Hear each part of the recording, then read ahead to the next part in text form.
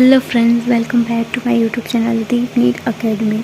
जीव जगत का वर्गीकरण विभाग की सीरीज़ का हमारा नेक्स्ट चैप्टर है बायोलॉजिकल क्लासिफिकेशन। चलिए वीडियो स्टार्ट करते हैं। इससे पहले अगर आप सेशन पे नए हैं तो वीडियो को एंड तक ज़रूर देखिएगा, सेशन को लाइक कीजिएगा, वीडियो को शेयर कीजिएगा, कमेंट करके मुझे बताइए कैसा लगा, एंड सब्सक्राइब करना तो बिल्कुल मत भूलिएगा। चलिए स्टार्ट करते हैं। क्वेश्चन नंबर फर्स्ट है, निम्नलिखित में से कौन सा कथन सही है? ऑप्शन ए है, अचल युग्मकों या दो चल युग्मकों के बीच जीव द्रव की संलयन को कोशिका द्रव्य संलयन कहा जाता है। ऑप्शन बी है, जो जीवित पदार्थों पर निर्भर होते हैं वे मृतोपजीवी कहा जाता है। सी है, कुछ जीव वायुमंडलीय नाइट्रोजन से के आच्छादित कोशिका कही जाने वाली विशिष्ट कोशिका में स्थिरीकृत कर सकते हैं। डी है, दो कोशिका के संलयन को केंद्रक संलयन कहते। तो आइए ऑप्शन देख लेते हैं। दो कोशिका के संलयन को कोशिका संलयन कहते हैं, केंद्रक संलयन नहीं कहते। इसे करेक्ट हो जाएगा। ठीक है, वायुमंडलीय नाइट्रोजन के आच्छादित कोशिका कही जाने वाली विशिष्ट कोशिका स्थिरीकृत कर सकते हैं, तो ये भी गलत हो गया। जो जीवित पदार्थों पर निर्भर करते हैं वो परजीवी कहलाते हैं, मृतोपजीवी नहीं। तो करेक्ट आंसर हो जाएगा ऑप्शन ए। चलिए नेक्स्ट क्वेश्चन देखते हैं। क्वेश्चन नंबर है सेकेंड, वायरॉइडों के विषय में निम्नलिखित में से कौन सा कथन सही है? ऑप्शन ए है, उनमें प्रोटीन आवरण के बिना स्वतंत्र आरएनए होता है। ऑप्शन बी है, उनमें प्रोटीन आवरण के साथ ही डीएनए होता है। उनमें प्रोटीन और आवरण के बिना स्वतंत्र डीएनए होता है। Option C. ऑप्शन डी है, उनमें आरएनए के साथ प्रोटीन आवरण होता है। तो इसका करेक्ट आंसर क्या हो जाएगा कि जो वायरॉइड होते हैं उनमें प्रोटीन आवरण का अभाव होता है और जो आरएनए होता है वो लो मॉलिक्यूलर वेट का होता है, यानी कि कम आणविक भार वाला होता है। तो इसका करेक्ट आंसर ऑप्शन ए हो जाएगा। चलिए नेक्स्ट क्वेश्चन का बढ़ते हैं। क्वेश्चन नंबर सेकेंड है, निम्न में कौन सा कथन सही है? ऑप्शन ए है, बैक्टीरिया अनन्य परपोषी होते हैं। बी है, स्लाइम मोल्ड मृतजीवी जीव होते हैं जो मोनेरा जगत में वर्गीकृत है। सी है, माइकोप्लाज्मा में डीएनए राइबोसोम एवं कोशिका भित्ति होती है। डी है, साइनोबैक्टीरिया एक स्वपोषी जीवों का समूह है जिसे मोनेरा जगत में वर्गीकृत किया गया है। तो इसका करेक्ट आंसर क्या हो जाएगा, आइए देख लेते हैं।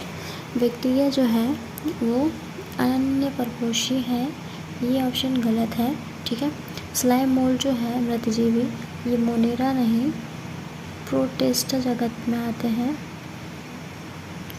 माइकोप्लाज्मा में डीएनए और राइबोसोम कोशिका भित्ति तो बिल्कुल भी नहीं होती। ठीक है, फिर क्या है, साइनोबैक्टीरिया एक स्वपोषी जीव है जिसे मोनेरा जगत में रखा गया है। तो ऑप्शन जो है डी हमारा वो करेक्ट हो जाएगा।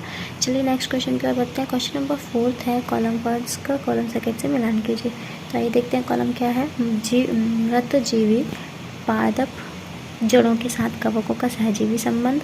बी है, जीवित पादपों अथवा जंतुओं पर रहने वाला लाइकेन। ठीक है, और डी है, कवक मूल माइकोराइजा शैवालों और कवक के बीच का संबंध। तो आइए इसे मैच करते हैं। मृतजीवी क्या होगा, मृतजीवी जो मृत जैव पदार्थों का अपघटन करता है।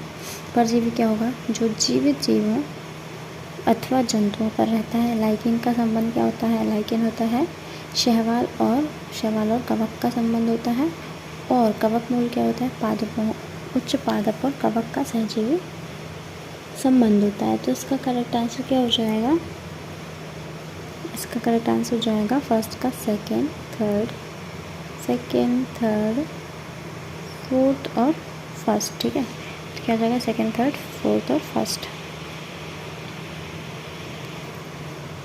तो इसका करेक्ट आंसर हो जाएगा ऑप्शन ए। चलिए नेक्स्ट क्वेश्चन का बढ़ते हैं। क्वेश्चन नंबर 5 है, निम्नलिखित में से कौन सा कथन गलत है? ऑप्शन ए है, प्रियॉन में अनियमित मुड़ी हुई प्रोटीन होती है।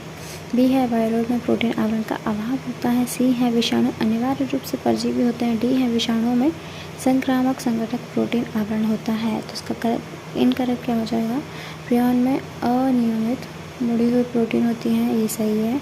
वायरॉइड में प्रोटीन आवरण का अभाव होता है, करेक्ट है। विषाणु जो है अनिवार्य रूप से, उनके पास कोई विकल्प नहीं होता, वो परजीवी ही रहते हैं। ठीक है, तो जो गलत है वो है, विषाणुओं में संक्रामक संगठक कौन होता है, प्रोटीन आवरण नहीं होता, उनका न्यूक्लिक अम्ल होता है। तो न्यूक्लियर प्रोटीन होता है, तो इसका करेक्ट आंसर हो जाएगा ऑप्शन डी। चलिए नेक्स्ट क्वेश्चन पर बढ़ते हैं।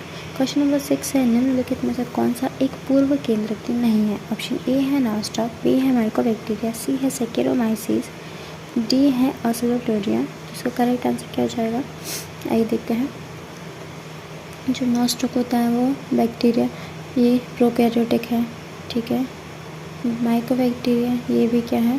प्रोकैरियोटिक है, क्योंकि ये जीवाणु है। ऑस्ट्रेलोटोरिया ये भी जीवाणु है। तो जीवाणु कैसे होते हैं? प्रोकैरियोटिक होते हैं। जो सेकेरोमाइसिस है ये क्या है? कवक है, और ये प्रोकैरियोटिक नहीं यूकैरियोटिक होते हैं। प्रोटिस्टा जगत की एकल कोशिकीय यूकैरियोटिक क्या है? ये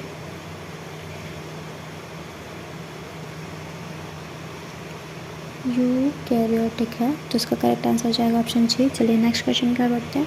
क्वेश्चन नंबर 7 है, निम्न में से कौन सा कथन सही है? ऑप्शन ए है, अचल युग्मकों या दो चल युग्मकों के बीच द्रव की संलयन को कोशिका द्रव्य संलयन कहा जाता है। हमने अभी देखा है, तो इसका करेक्ट आंसर क्या हो जाएगा? ऑप्शन ए जो है वो इसका करेक्ट आंसर हो जाएगा। चलिए नेक्स्ट क्वेश्चन देख लेते हैं। क्वेश्चन नंबर 8 है, निम्न में से किसमें केंद्रक संलयन तथा अर्धसूत्री विभाजन के पश्चात बीजाणु बहिर्जात रूप से उत्पन्न होते हैं? तो आइए ऑप्शन देख लेते हैं। ऑप्शन ए है अगैरिकस, बी है ऑल्टरनेरिया, सी है न्यूरोस्पोरा, डी है सेकेरोमाइसिस, ठीक है।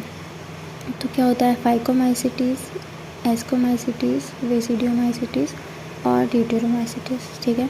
इसका आंसर क्या होता है? इसका होता है एग्जाम्पल राम, कैन, इसका क्या होगा? हुआ, और ये क्या हो जाएगा? कैट। तो इसका क्या हो जाएगा? इसका हो जाएगा राइजोपस, एल्ब्यूगो और म्यूकस, ठीक है। तो इसका करेक्ट आंसर क्या होगा कि जो केंद्रक संलयन के तथा अर्धसूत्री विभाजन के पश्चात बहिर्जात रूप से कौन होते हैं? ये होते हैं वेसिडियोमाइसिटीज। कौन होते हैं? वेसिडियोमाइसिटीज। तो वेसिडियोमाइसिटीज का एग्जाम्पल क्या होगा? एगैरिकस। क्या हो जाएगा? ऑप्शन ए इसका करेक्ट आंसर हो जाएगा, ठीक है। और जो एस्कोमाइसिटीज है उसमें होता है एस्परजिलस। क्या होता है? एस्परजिलस। तो इसका करेक्ट आंसर ऑप्शन ए हो जाएगा। चलिए नेक्स्ट क्वेश्चन को करते हैं। क्वेश्चन नंबर 9 है, माइकोप्लाज्मा 1 माइक्रोन से कम फिल्टर साइज से बाहर निकल जाते हैं। ये वाला स्टेटमेंट जो है वो करेक्ट है। जब माइकोबैक्टीरिया को हम जानते हैं तो ये इसका साइज़ कितना होता है? 0.3 माइक्रोमीटर होता है। तो ये माइक्रोन से तो निकल ही जाता है, ठीक है। माइकोप्लाज्मा में कोशिका भित्ति होती है, ये गलत है। माइकोप्लाज्मा में कोशिका भित्ति नहीं होती, ठीक है। तो ऑप्शन है कथन एक सही है और कथन दूसरा जो है वो गलत है। तो इसका करेक्ट आंसर क्या हो जाएगा? ऑप्शन बी इसका करेक्ट आंसर हो जाएगा। चलिए नेक्स्ट क्वेश्चन क्या बढ़ते हैं। क्वेश्चन नंबर 10 है, निम्नलिखित में से कौन से जीव महासागरों में मुख्य उत्पादक के रूप में पाए जाते हैं? ऑप्शन ए है साइनोबैक्टीरिया, बी है टाइटम, सी है डाइनोफ्लाजेलेट और डी है यूग्लिनॉइड। तो ये देखते हैं कि मुख्य उत्पादक है ना कौन होते हैं? ये होते हैं क्राइसोफाइट में पाए जाने वाले जो डाइटम्स होते हैं वो होते हैं मुख्य उत्पादक, ठीक है। डेस्मिड जो है वो सुनहरी सवाल होती है। क्राइसोफाइट में दो आते हैं ना, क्राइसोफाइटा में क्या होता है? एक आता है डाइटम्स, एक आता है डेस्मिड। तो डेस्मिड जो होते हैं वो क्या होते हैं? ये सुनहरे सवाल होते हैं, ठीक है। और जो डाइटम्स होते हैं ये मुख्य उत्पादक होते हैं, है ना। चलिए नेक्स्ट क्वेश्चन देख लेते हैं। क्वेश्चन नंबर 11 है, सीलिएट्रिड्स एवं अन्य सभी प्रोटोजोआ में किस प्रकार भिन्न है? ऑप्शन ए है, ये शिकार को पकड़ने के लिए पादप का उपयोग करते हैं। ऑप्शन बी है, इनमें अतिरिक्त पानी को निकालने के लिए संकोचनशील धानी होती है। सी है, ये गमन के लिए कशाविक का प्रयोग करते हैं। डी है, इनमें दो प्रकार के केंद्रक होते हैं। तो हमें क्या बताना है? भिन्न बताना है, ठीक है। भिन्न क्या होगा? शिकार पकड़ने के लिए पादप, ये तो अमीबा में होते हैं, ठीक है। अतिरिक्त पानी को निकालने के लिए संकोचनशील राजधानी नहीं, ये गमन में कशाविका के यूज़ करते नहीं। इसमें सीलिया पाए जाते हैं ना, तो कशाप तो नहीं यूज़ करेंगे। तो इसमें क्या होगा? ऑप्शन डी, इनमें दो प्रकार के क्या होते हैं? केंद्रक होते हैं। चलिए नेक्स्ट क्वेश्चन की ओर बढ़ते हैं। क्वेश्चन नंबर 12 है, निम्न में से कौन चरण लवणीय दशाओं में पाए जाते हैं? ऑप्शन ए है आद्य बैक्टीरिया, बी है यू बैक्टीरिया, सी है साइनोबैक्टीरिया और डी है माइकोप्लाज्मा। तो इसका करेक्ट आंसर क्या हो जाएगा? जो चरण लवणीय दशाओं में पाए जाते हैं वो पाए जाते हैं आद्य बैक्टीरिया। ठीक है, इनकी कोशिका भित्ति जो होती है वो बहुत कठोर होती है। क्या होती है इनकी कोशिका भित्ति? जीवाणुओं की तुलना में कठोर होती है। ठीक है, जिसकी वजह से ये कहीं भी रह सकते हैं। ठीक है, अत्यंत लवणीय क्षेत्रों में रह सकते हैं, थर्मोएसिडोफिल्स कहलाते हैं। ठीक है, तो ये बहुत ज़्यादा एक्सट्रीम कंडीशन में भी रह सकते हैं, तो ये होते हैं आद्य बैक्टीरिया। चलिए नेक्स्ट क्वेश्चन का बढ़ते हैं। क्वेश्चन नंबर 13 है, वायरॉइड विषाणु से भिन्न है क्योंकि इनमें ऑप्शन ए है प्रोटीन आवरण के साथ डीएनए अणु है, ऑप्शन बी है बिना प्रोटीन आवरण के डीएनए अणु है, सी है प्रोटीन आवरण के साथ आरएनए अणु है और डी है बिना प्रोटीन आवरण के साथ आरएनए अणु। तो क्या होगा इसका? वायरॉइड क्या है? प्रोटीन आवरण, इसमें क्या होता है? एब्सेंट होता है। प्रोटीन जो है वो एब्सेंट होता है और लो मोलिकुलर वेट वाला आरएनए जो है वो प्रेजेंट होता है। ठीक है, तो क्या हो जाएगा? प्रोटीन आवरण के साथ नहीं, प्रोटीन आवरण के बिना डीएनए नहीं, आरएनए होता है।